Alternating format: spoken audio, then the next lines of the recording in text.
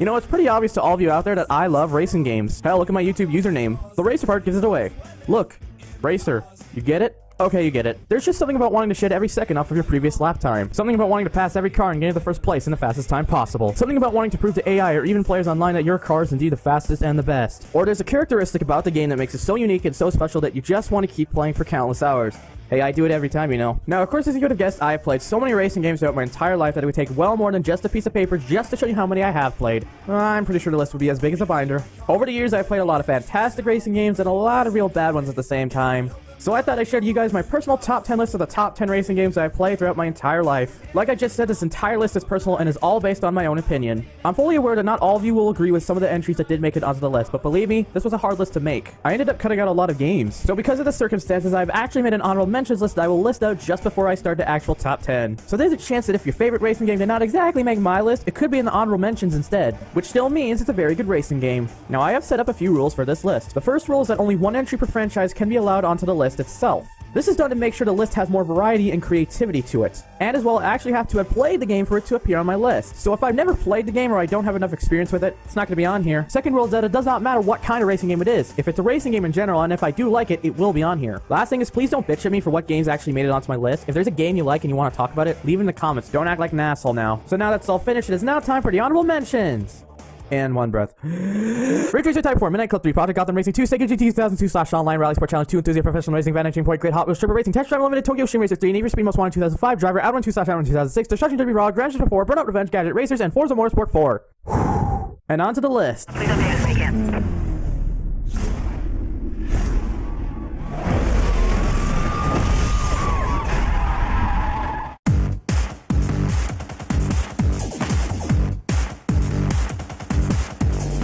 Though it has been much of a disappointment that this has been the last game in the franchise since 2007, if this truly will be the very end for this franchise, then Project Gotham Racing 4 definitely went out with a bang. Bizarre Creations, sole developers of the entire franchise, put a lot of their heart and soul into this fourth game, and it truly shows. With visuals that outmatched Forza Motorsport 2, another 2007 release, and some of the greatest weather effects seen in a racing game, including the best car list out of all the games out of this franchise, a solid soundtrack with songs from such artists like Disturbed, Block Party, Incubus, LCD Sound System, The Crystal Method, The Prodigy, and many more, a wide variety of tracks from such places like Macau, Las Vegas, London, St. Petersburg, Tokyo, New York City, Shanghai, Quebec, Nürburgring, and the fictional Michelin test track, the addition of bikes into the game, which actually felt pretty fun to drive, and believe me, this is coming from a guy who does not like driving bikes. I just don't like them. The best career mode to find throughout the entire franchise, and the most amount of replayability throughout all the PGR games, showcased how PGR 4 had such an advantage over the competition at the time. This would be one of the final games Bizarre made before departing from Microsoft Game Studios later in 2007, something I'll go more into detail about shortly into this list. You could really see all the time and effort that Bizarre Creations put into this final PGR game that really proved on why they were such a terrific company with some really fantastic designers. It brought a whole lot to the table that kept me playing for hours and hours and hours when I still had an Xbox 360 at the time, and it was such a step above for its time that it was a hard game to put down. PGR 4 gets enough kudos to make it to number 10 on the list.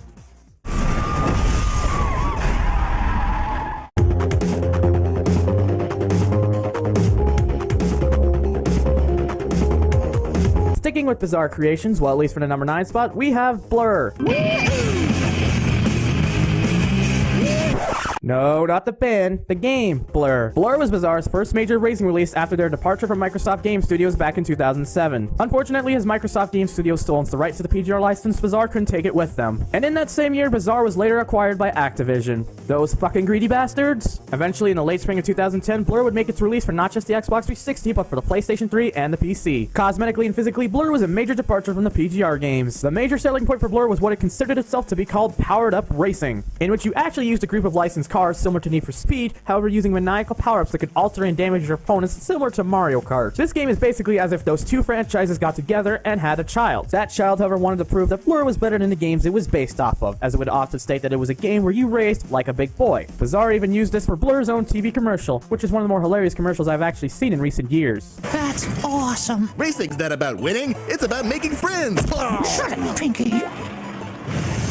Blur, race like a big boy. As you can tell, this was a rather risky move for them to do because Mario Kart is one of the most popular racing franchises today. And I may love Mario Kart, but I love this commercial. It's just too damn hilarious. And despite this risky move, Blur was simply just a game you really had to play. It was unique, creative, and had so many advantages that other clones couldn't even match. It took a difficult plan of combining Need for Speed and Mario Kart and managed to throw out all the cards and make it epic. Those power-ups are not just for show. They can and will take your opponents down as you try to speed on by into first. Or maybe it'll be you who gets pushed around with these same power-ups in online competition that's fierce, intense, and never gets old. Along with some great visuals and a pretty decent car list, this game seemed like it was fit to be a success. It took two popular racing franchises and put them into one. Sadly, it didn't exactly work out as planned. Blur faced some heavy competition upon its release as Mod Nation Racers and Split Second were released around the same time. This might have affected the sales of Blur as it did not live up to the sales expectations that Bizarre was hoping for, and with Activision being the greedy bastards they were rather quite disappointed. Even though Bizarre was on progress of making a Blur 2, Activision announced that Bizarre would be shutting its doors in the first bit of 2011, which they eventually did on February of 2011. It was a sad day to have to see such a company go out like that, especially since they were very talented and really knew what they were doing. Blur's crazy and maniacal powered-up racing definitely gets the job done to get it up to the number 9 spot.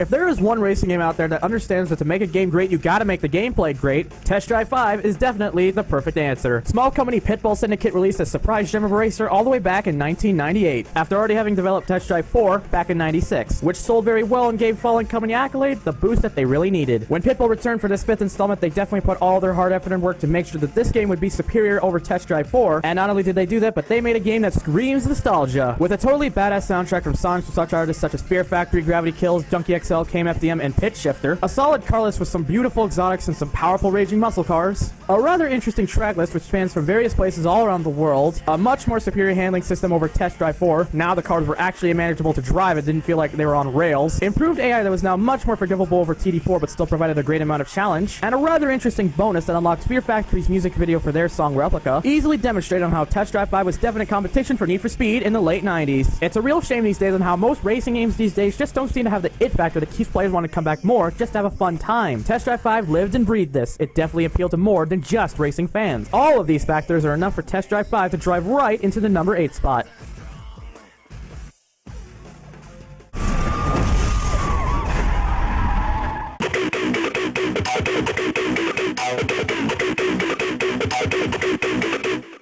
Hands up to any of you out there right now who have a single clue on what this awesome game is. Actually, don't put your hands up because I won't see it. No. Stuntman on the PlayStation 2 is one of my first experiences on the PlayStation 2 over 10 years ago. And like you would have guessed, I absolutely loved it. Released back in 2002 by Atari and Reflections as a way to soften up the weight of the eagerly anticipated Drive 3R! Stuntman is a rather surprising game with such creativity to it that other games of its kind can't seem to match even after 10 years down the road. As the game's title suggests, you play the role of a stuntman whose job is to create some incredible stunts that is meant to draw attention to the audience, whether live, on TV, or in a movie. This game focuses on doing some incredible stunts for fictional movies that actually parody real-life movies, such as A Whoopin' and a Hollerin' being a parody of The Dukes of Hazzard, and Live Twice for Tomorrow being a parody of a James Bond film. In between these movies, you can go out and perform some crazy stunts in front of a live audience, such as jumping out of a cannon or breaking a world record by jumping over 36 buses. If and or after you finish the career mode, there's also a stunt constructor mode if you just rather have the will to create some of your own spectacular stunts using all the items you unlock throughout career mode and using the same cars you used in that mode plus some bonus cars you've never driven at all before. Despite all of this, if you're having some trouble getting the stunts right, then this game just might be an absolute nightmare. As though the game can start off simple, it can get brutally unforgiving in later missions throughout career.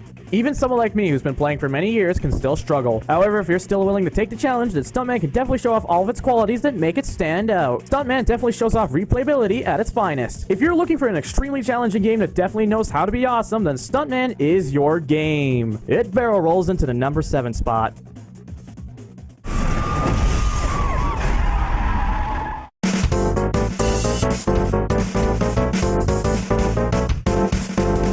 Now, I'm pretty sure that only 1% of you watching this right now is actually expecting this game to be on here, and most likely that would be because I told you. Yeah, you know who you are. For the rest of you out there watching this now, thinking to yourselves, what the hell is this strange-looking game? This is Choro Q, a video game adaptation of the popular toy car line from Japan. Choro Q has been around for many years, and in fact, this is not the first Choro Q game that was actually released stateside, with Gadget Racers and Everywhere Road Trip being Choro Q games that were renamed over here. In Japan, however, they were all franchised under the same name, going by Choro Q HG. This Choro Q that you're watching right now now was actually called Chorokyu Stateside. I like to call this game a car PG. In the game, you play as a dinky car who has dreams and inspirations to be one of the fastest and greatest drivers in the Chorokyu world. You even have a buddy alongside you who is meant to act as your friendly rival throughout the game, but no, he will not turn on you. Along the way, you'll meet other friends, rivals, and even a chance to join an actual team so you can go and join the Grand Prix, which for most Chorokyu racers is the ultimate goal. Alongside this, you can do some simple races, a few mini games from here and there, and some bonuses as well. Does this sound strange to you at all? Well, for me, no way. If you dig down deep enough and look at the core of this game well, you can see that it has to be one of the most interesting and fun little racers you can find for the PS2, and anyone, regardless of age, can pick this up and play. With some bright and cheery visuals, a fantastic list of car bodies that resemble real-life cars, trucks, and even real-life racing machines and legends, some funky and pretty sweet tracks to drive on, and a fun car PG career mode that has many things to offer, shows how Chorokyu could be appealing to many if you're just looking for a little game to have fun with. Like they say, don't judge a book by its cover. Chorokyu takes everyone on an adventure that ends up putting it into the number 6 spot.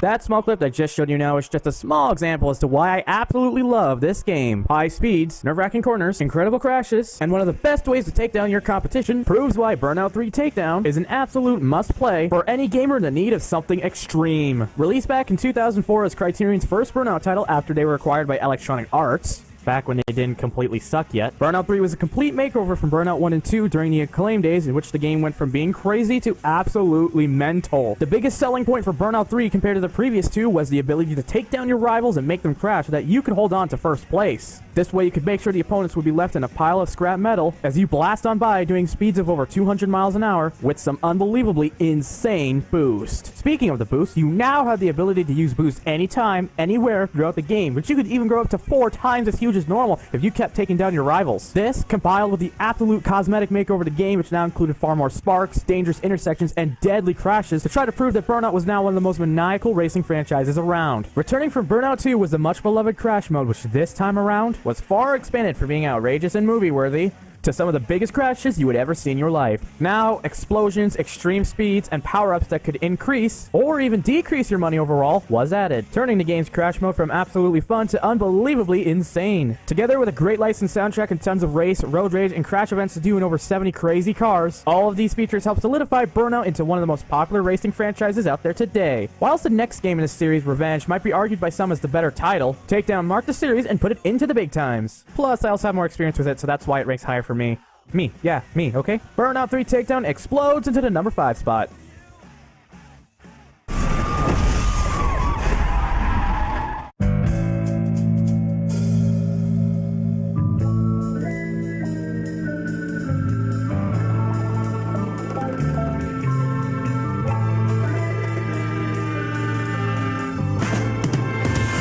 Initially, when I first heard of this game and the concept it was going for, I was rather worried. The Driver franchise was falling from its grace as years went on, with many, including myself, wondering if Driver would ever return to its glory days like and how it introduced itself back in '98. However, as soon as I played the latest installment, all those initial worries completely faded away. Driver San Francisco not only marks itself one of the greatest gaming comebacks of all time, but also marked it out as my personal favorite game of 2011. Despite a 7-year difference in the release of both games, the story of San Francisco takes place just several months after the events of Driver 3. It's revealed that both Tanner and Jericho survived the shootout in Istanbul, and the beginning shows that Jericho is currently awaiting trial after he escaped and fled from Turkey, only to be found 6 months later by Tanner and his partner Jones. Jericho was of course arrested. As he's being driven to his trial, Jericho manages to break free from the police, along with the extra assistance of hired assassin Layla Sharan, all whilst Tanner is seeing us right in front of him.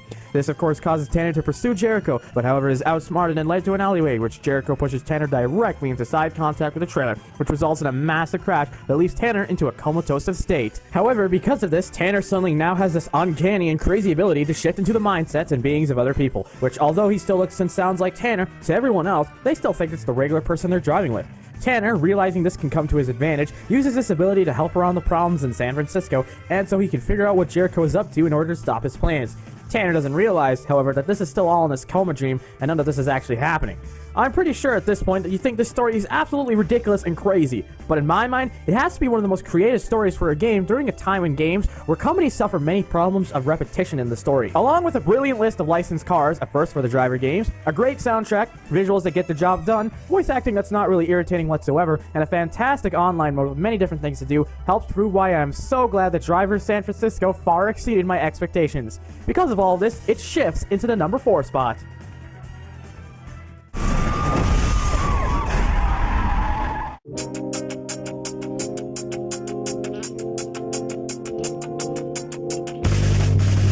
Oh my god, does this game ever bring back some of the most fantastic memories I have ever had in my childhood. At the age of just 4 years old, I was absolutely blown away at how much Gran Turismo 2 had to offer in 1999. For its time, it was the absolute pinnacle of racing games, and absolutely nothing similar to its kind could potentially outmatch it even in the slightest bit. Even after 14 years later, this game still remains a timeless classic that just keeps proving that even after all the years, it never loses its touch that it gained back when it was brand new. It pushed the absolute limits of what the original PlayStation was capable of, that the game had to be released on 2 discs just to contain all the content it had possessed. Over 600 cars, which still remains an absolute crazy number to this day, over 20 brilliant fictional tracks, and even the inclusion of a few real-life tracks such as Laguna Seca and the Pikes Peak, a pumpin' soundtrack which combined from creative to head-bumping and adrenaline-fulfilling, a huge career mode with so many races to make your head spinning, and the great amount of satisfaction of besting every license test, race, mastery of the cars you drove, the tracks you drove, and everything else in between, still shows off how Gran Turismo 2 still remains as my absolute favorite of the franchise. Oh, and those for wondering, Gran Turismo 4 would rank my second favorite Gran Turismo game. If you never played this game back in its heyday, or even after 14 years later, you'll definitely want to give this a try. Trust me, it's that damn worth it.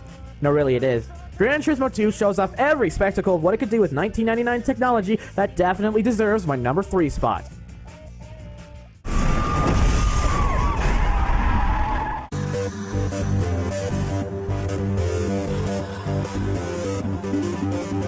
If I could just ask one question, what the hell happened to the Need for Speed franchise? How did we suddenly go from such fantastic arcade racers to Anyways, if Electronic Arts ever stopped being so damn greedy and wanted to focus on publishing a Need for Speed title that could once again really bring back some of the best arcade racing around, that Need for Speed High Stakes is the one to look at. Oh, and also this is the only game on my list for a console-specific release of the game to make the list, being the PlayStation 1 version. Riding on the success that their previous installment, the original Hot Pursuit, brought in '98, EA wanted to make sure to close out the millennium with an NFS title that would definitely become a classic. Not only did they nail all the right tricks with High Stakes on the PS1, but it really also goes to show that EA really did at one point used to care more about the quality of their games instead of the big paychecks. With a very diverse fictional track list that highly emulated the actual roads and feels of the country roads that the tracks are based on, and a more than stellar car list that ranged from roadsters, 90s muscle, sporty luxury cars, purebred sports cars, exotics, to full-fledged race cars. And there was also the Titan. Other welcome features included police pursuits that could get really intense, and for the first time ever in the franchise, the ability to play as the police as you arrest racers in as fast as a time as possible. But of course, the most dominant feature of the game that really set it apart from last year's installment, Hot Pursuit, was the ability to quite literally race against your friend's best cars in a single race or series of races, with the intent for you to win the more races. Doing so would grant you your friend's car that you beat him with, whilst he himself loses the car that he raced you with, in essentially what is pink slip racing. What really sets the PlayStation version apart for me, however, is the AI. Not only can they give you a real challenge in climbing up to the top, but each AI has their own distinctive characteristics that set them apart from one another. For example, Bullet is an aggressive driver who will try to ram you off the road as many times as possible, whereas Nemesis will try to block and do whatever he can to cleanly keep you from passing ahead, until he himself might slip up. This alone, plus the superior handling physics and feel of the game, is what made the PlayStation 1 version a true triumphant Need for Speed title. If only Need for Speed games were still like that today. High Stakes literally puts the pedal to the metal in order to speed up all the way to the number 2 spot. Just before we get to number 1, let's take a quick recap from number 10 to number 2. Number 10, Project Gotham Racing 4. Number 9, Blur. Number 8, Test Drive 5. Number 7, Stuntman. Number 6, Churro Q. Number 5, Burnout 3 Takedown. Number 4, Driver San Francisco. Number 3, Gran Turismo 2. And number 2, Need for Speed High Stakes on the PlayStation 1. So if Need for Speed, Gran Turismo, Burnout, and other popular racing titles failed to make my number 1 entry, then what was the racing game out there that truly is the best racing game that I have ever played?